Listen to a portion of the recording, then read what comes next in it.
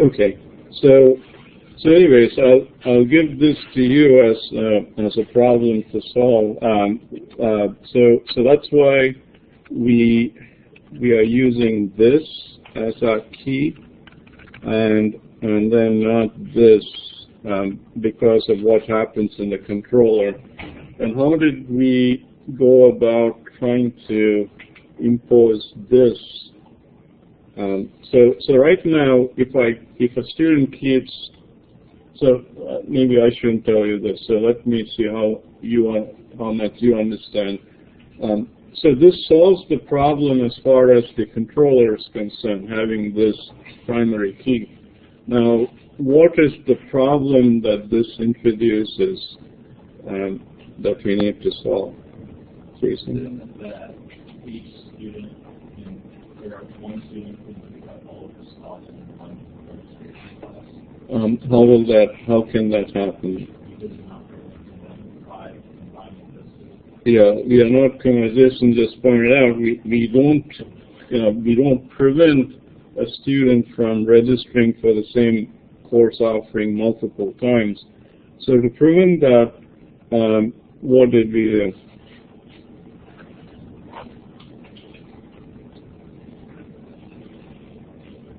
I don't know if you remember our discussion from last semester. Yeah, we went directly to the database and we added in. We basically said, what's this called? I don't know what to do. We altered the table. Course registrations.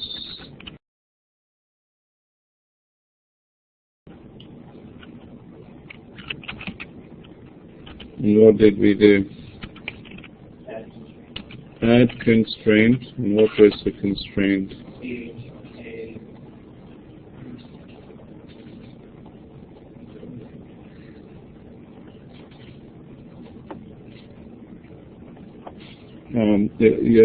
So you're saying it's a check constraint. What do we check?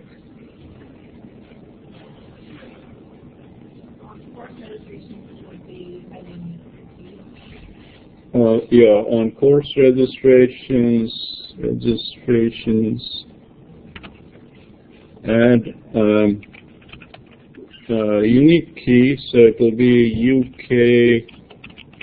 course registrations unique. What do we want to make unique?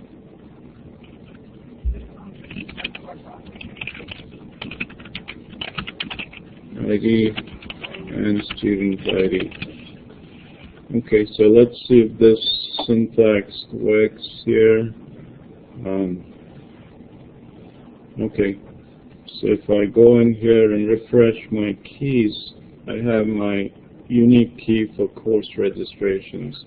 So this helps us to apply the business rule preventing students from registering for the same course offering multiple times.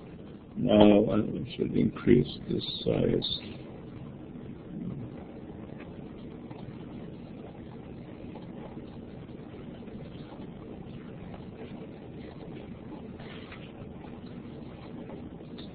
Okay, so you understand what we have done here, right? What Cecilia told us. Now, what's the potential problem with this? Everything comes with some benefit and then potentially some problem. What's the problem?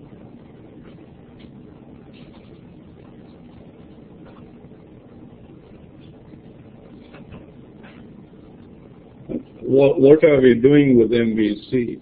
When we were working on 353 with the 3-layered architecture, we were fully in control of all the layers. In MVC, what's happening with the data layer? Where is it coming from? Who's in control of it? Who controls the communication between the object-oriented world and the database world? Do we control it? The entity framework that's there. So the next time we run a migration, what will happen to this? It's gone unless you figure out a solution to it. Mike was saying there might be a solution. Did you find a solution to this? Where if we have, so basically what we have to do, at least for now, is have a set of all the changes we make as an SQL script, and we will have to run that script. So this is one requirement here. What's the other requirement that we have to do for, let's see, so this is the user story, and from next week I want to get a little more into these user stories and Scrum. But what is the user story over here? Which user story are we dealing with when we are dealing with this functionality?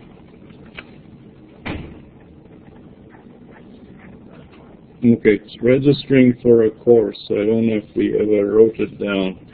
Okay. Register for a course is the user story. Now, as a student, I want to register for a course. So that, what's the so that? It's so that I fulfill my requirements. I don't know what it means. It's one of the so it's a fundamental thing. I'm at a loss for explaining why it should even explain why I want to register for a course. So I can learn. Okay. Do you need to register for a course to learn? This is, I'm going to teach, a course for which it's an entirely online course. And Mike and a couple of you have said that you've learned stuff which is entirely online. How many of you learn things that are entirely online right now? Yeah. What resource do you use? I've been using YouTube. Okay. Someone who's learning YouTube is, and then, well, there is, after you, or anytime, how many of you are familiar with this website, Coursera?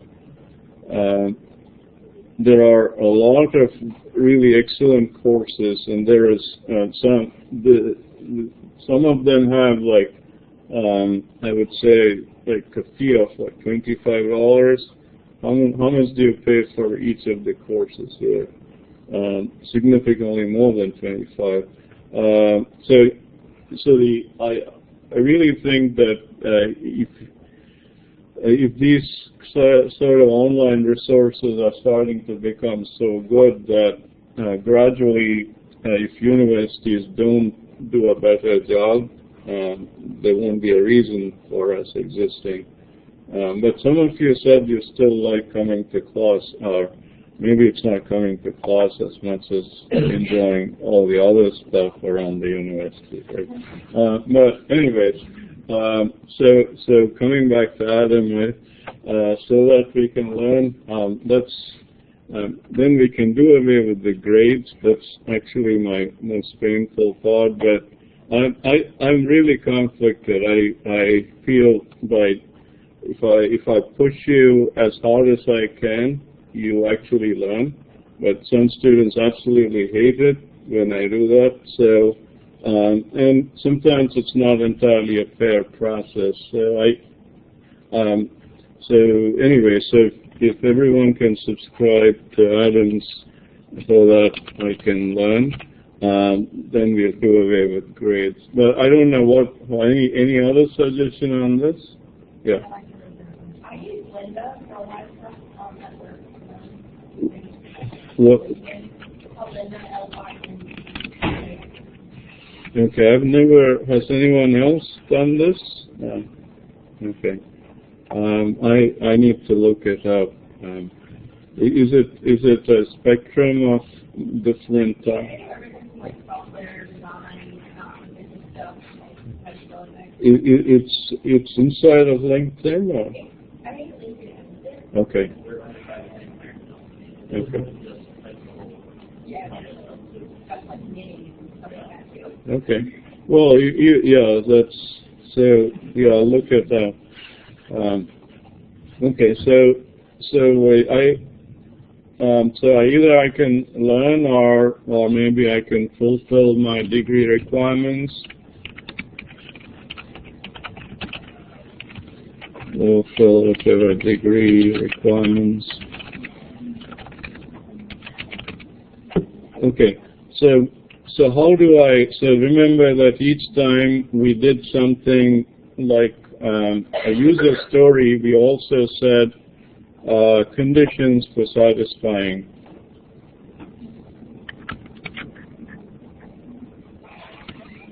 So what are the conditions for satisfying the user story? And obviously one of the conditions is what we just tried to establish here, right? What is this? What does this unique constraint do if you were documenting it as a condition for satisfying?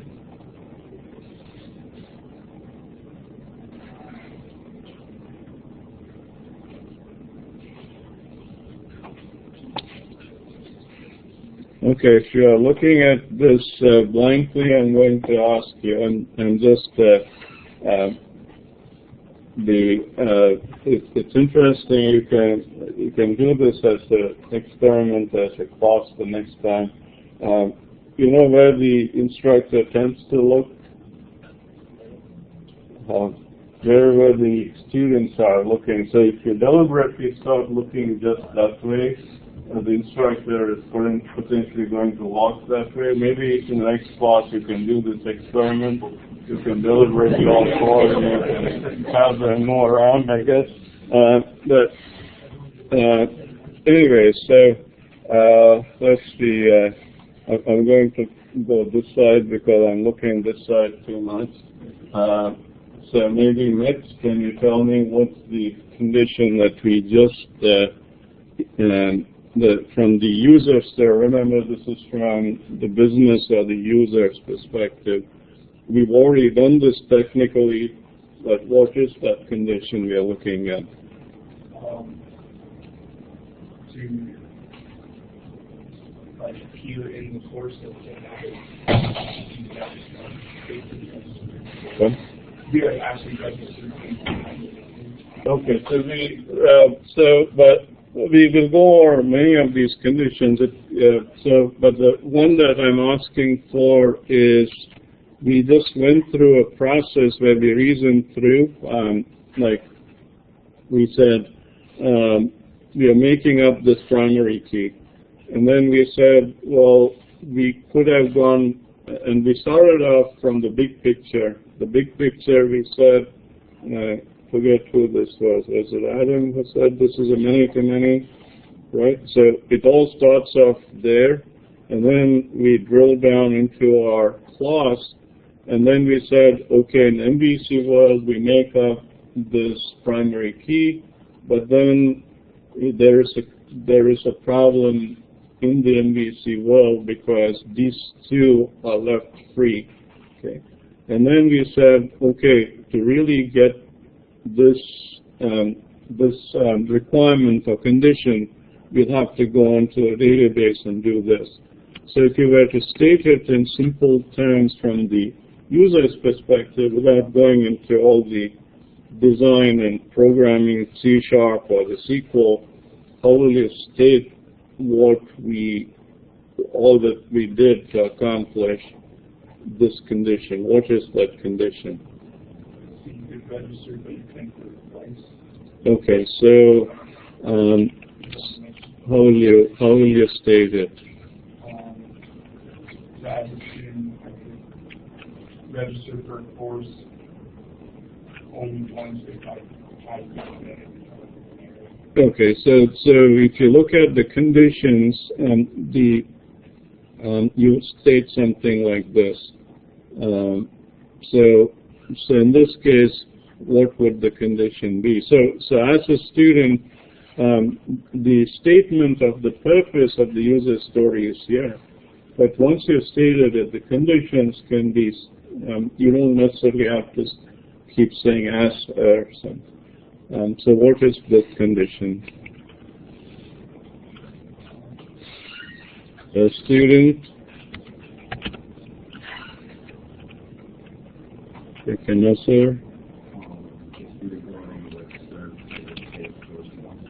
Can only register in is it a course in the same course offering, because the same course you could potentially can only register in the same course offering once.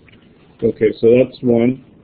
What's another requirement that we need to satisfy this?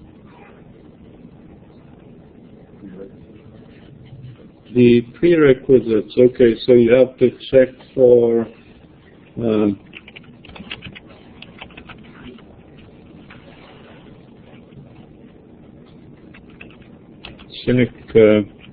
if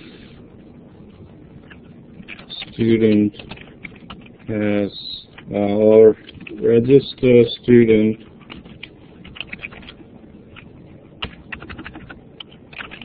only if all prerequisites are taken. Okay, anything else? Availability. Pardon? Availability. So Okay. Register only if there is an availability. Okay, is there anything else? Yeah. I was going to say, student registers for a class and then unregisters, and then registers again for that same class. It is that. A condition or something for that. So okay, so if they drop a course, that's interesting. So they drop the course and then register for the same course. Yeah. Yeah. So how would you? So we want, especially if we want to maintain a record of students who dropped the course, then we are not deleting that instance. So what Mitch brings up is interesting. So if we say they can only register once, then that's not going to work. So actually that's interesting, because I'm not sure we have accounted for students being able to. So if a student drops the course, how will that get represented?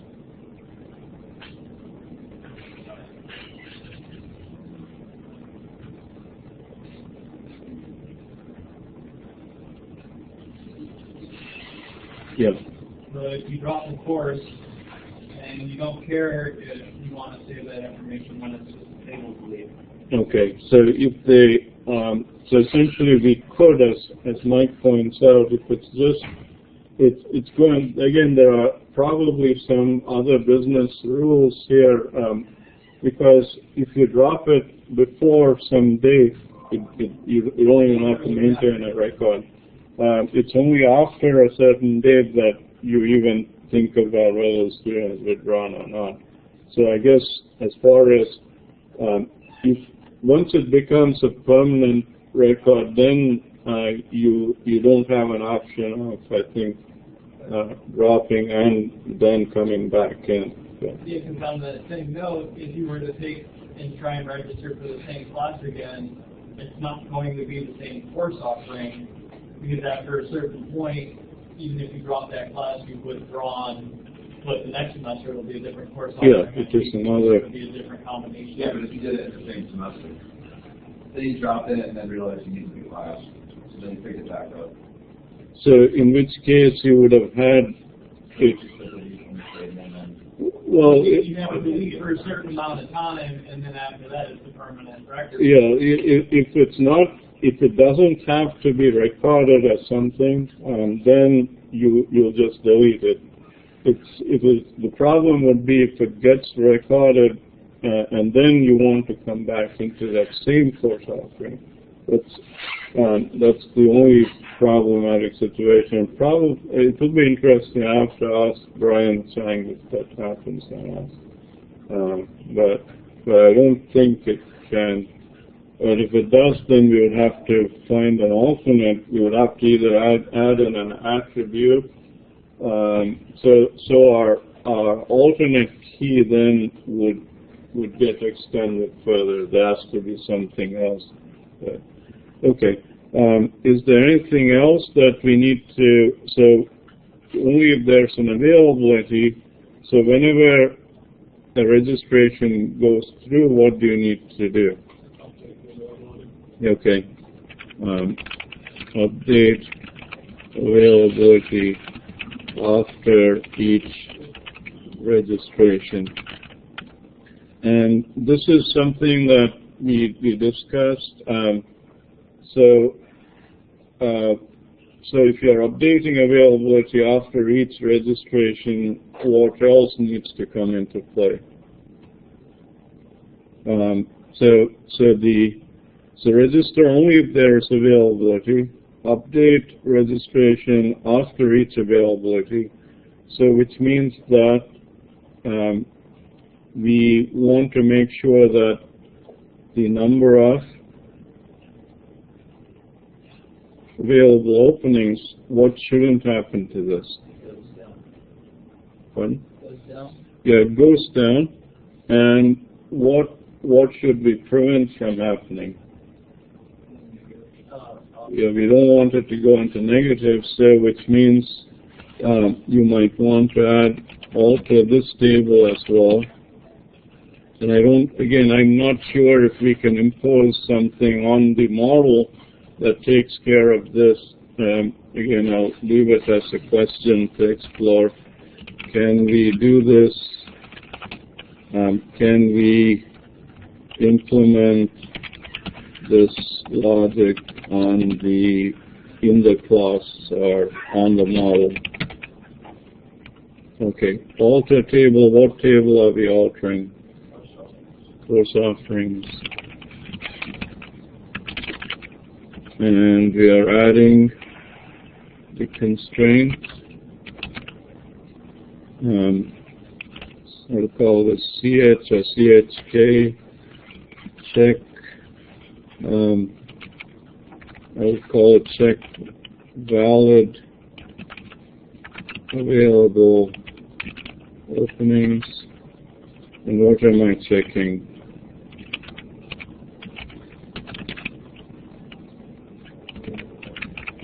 Available openings should be greater than or equal to 0. Okay. So if I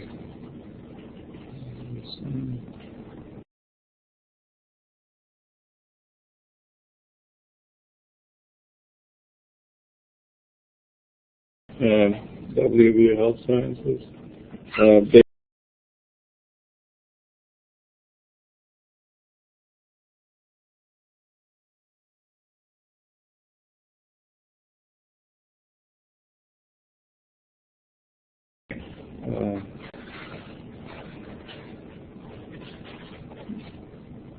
Okay.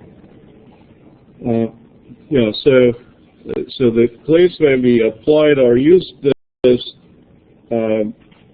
is if you go into the controller again, course registrations controller, you'll see that when does it come into play? When when do these constraints that we created, data integrity constraints, when do they become active? So a student can only register in the same course offering once. When would this take effect? Trying to add a student and a course offering together. Okay, when you're registering or when you're connecting the two together, and where does it happen in the controller?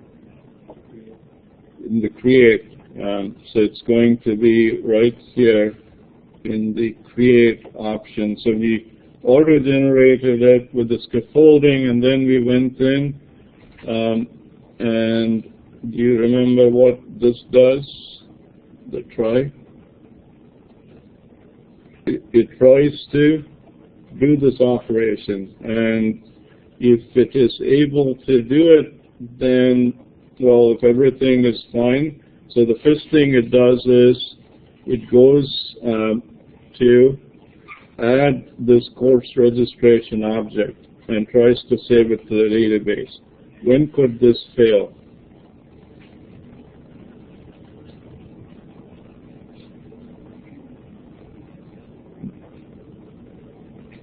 If there is a violation of this constraint, right? So what do we do? So we try to do this. If it fails, we come into the catch block and check to see if this constraint was violated. If it was violated, then we send an error message that instead of saying unique key violation, we say student is already registered. Okay. Now the second plausible violation occurs if, so as soon as we what is our so as soon as each, and this is Brian mentioned this, as soon as we actually successfully register, we are going to update availability. Yes, Cecilia? Yeah. Isn't greater than or equal to 0? Can it be equal to 0? Because if you try it with -1 from there, you get -1, right? So it shouldn't be equal to 0? It should just be greater than? Well, Cecilia's question is, should we put this condition as greater than 0? So how many of you feel that we should remove this? Like her reasoning is, if we are reducing, shouldn't it be greater than 0?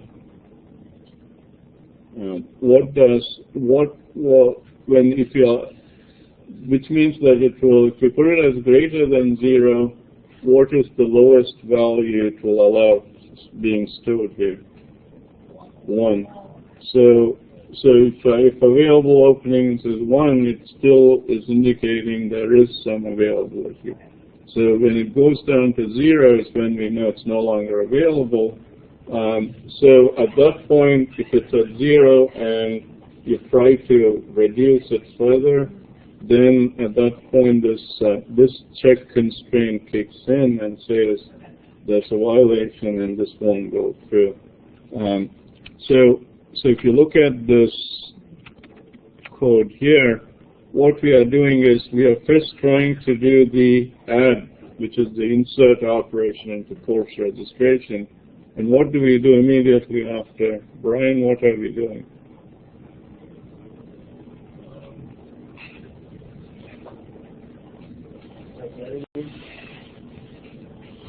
Over here, we are basically going into, so we are finding that course offering object and then taking one opening away from that particular course offering. Okay.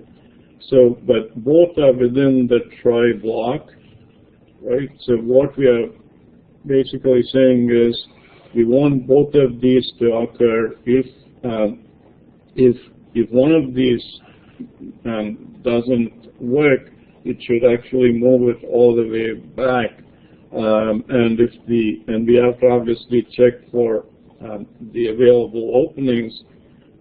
which is this constraint. So I call it check valid available openings. So I have to check for this and give an error message that corresponds to this. Okay, so we are meeting these two. So you understand this, right? So what my expectation is, you have this functionality set up. How many of you are still not able to access or set it up on Azure? I think most of you have it functioning, right? Is there anyone? Well, Erica and I need to also, Erica didn't take 450, and then who was the Kevin? Okay, Kevin, you're in which group? Okay, Cody, that is, let's see, that's group 6. And Erica, which you're with Mitch? Okay, that is group 8. So, were you able to look at the video on YouTube?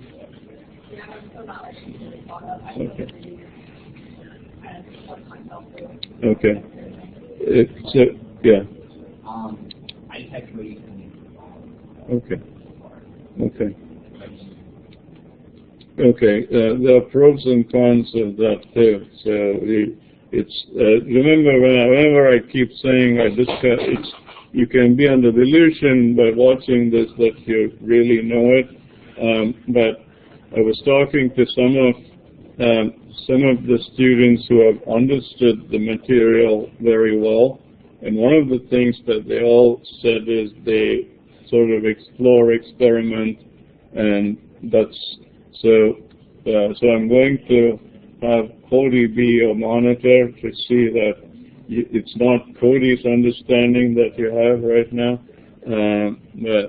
So anyways, so what I would like to see is for you to have this functionality implemented. So if I were to run this, and I think let's see, this is my, so if I go to registration, and if I first should look at course offerings. So I have CRN2. So second course, I have only one opening. And let's see, the registration, I have Michael Jordan registered for the first course. And I think as far as students, I forgot to add a link for students.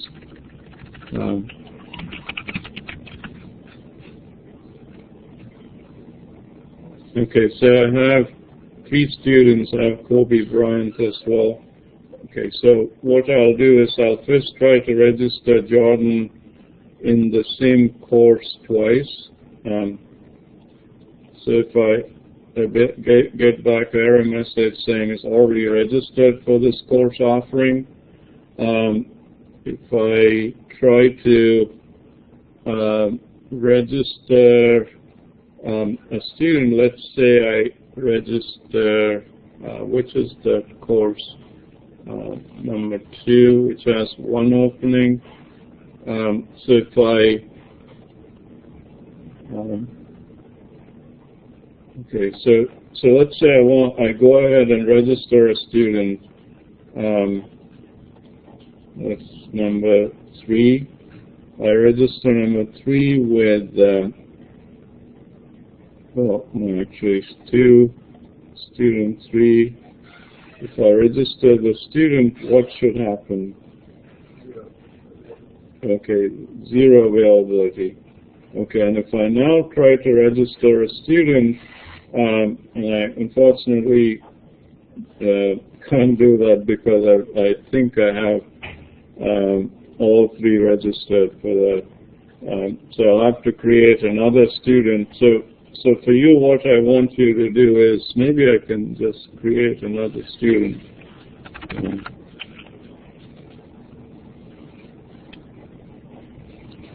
create new.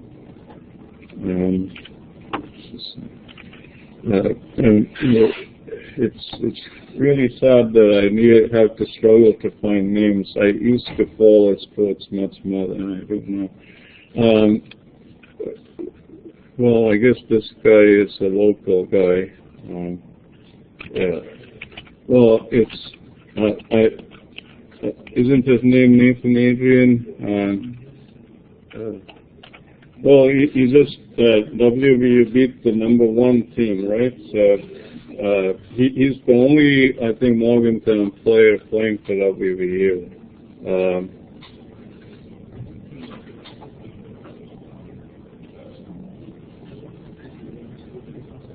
Wasn't it?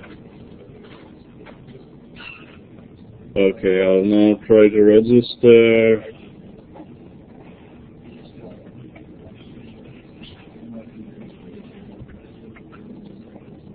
Okay, this is exactly the error message you don't want to get.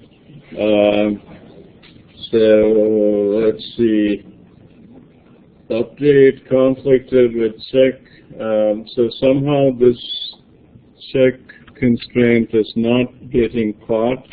And so why didn't it get caught?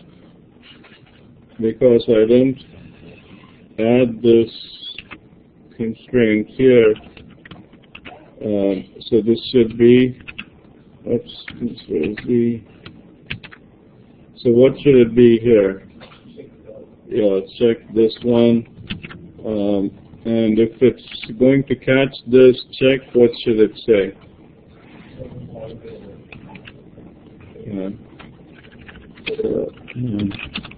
No more. No course availability, no opening, so this course is not available. This course is not available, and you could make the case that actually even before we do this try, we should maybe check to see if it's available.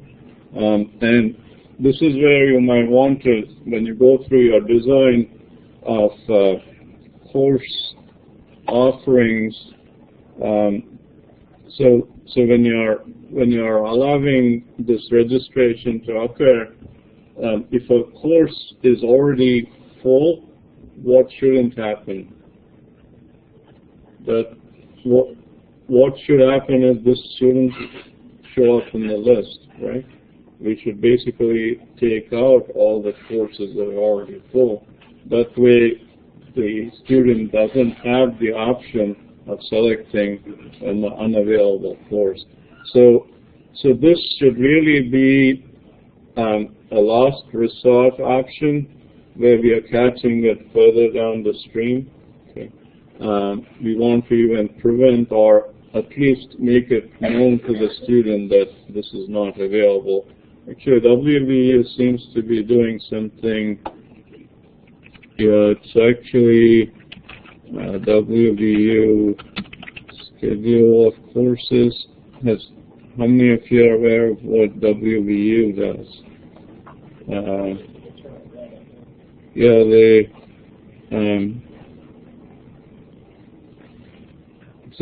they are actually keeping track of, and they are allowing registration, I think, by overriding it. My assumption is okay. So these are among the most popular courses. I think anything that Dr. Peace teaches. As you can see, I guess I have the most number of availabilities. Okay. But actually, the person who's doing all the reading out right now is Dr. Peace. His class has the highest failure rate, but he makes it seem like he's very nice. So, but actually, he is very nice. Coming back to this, so what I'm expecting you to do is have this functionality set up, but also there are a couple of other things that are student-related that we have not addressed. One is the students, if you go in here, the students' letter grade, and we've already addressed this to some extent, end of last semester. Where does this letter grade come into play? Yeah, Mike? It's going to be a case of the semester when the professor tallies the grades and other equipment. Okay. So it'll be an update. Yeah, so that user story is an entirely different user story. What's that user story? That's for the professor. Yeah, the professor. So one of the things I want you to do is this. Create or write a user story. Write a user story for the grade entry, and this is from the instructor's perspective. So you're writing this user story for grade entry, okay? And so I want you to think of this letter grade, the user story, as well as the conditions to satisfy. Now, one of the things that you have to be aware is whenever there is, and this is the big picture view, whenever there is a letter grade that's entered for a student for a particular course offering, what else gets impacted? The student's GPA. So I'm going to have you think or start doing this. How do you give a letter grade? And we discussed this. You don't want the instructor to give both a letter grade and grade points. Then you could have a inconsistent set of values. And then see how do you update this student's GPA. So I'm going to have you conditions to satisfy has to address letter grade, grade points, and the student GPA. Okay, so this is one major piece that I want you to work on, and write the user story and think of the code for it. The other is I want you to have the entire register for course user story functioning fully and push it out or publish it to Azure so that I can check it out. Okay, so those are the two major things to work on for next Tuesday. And next week we'll start getting into your project as well. Okay, any questions? Yeah? Okay, that's about it then.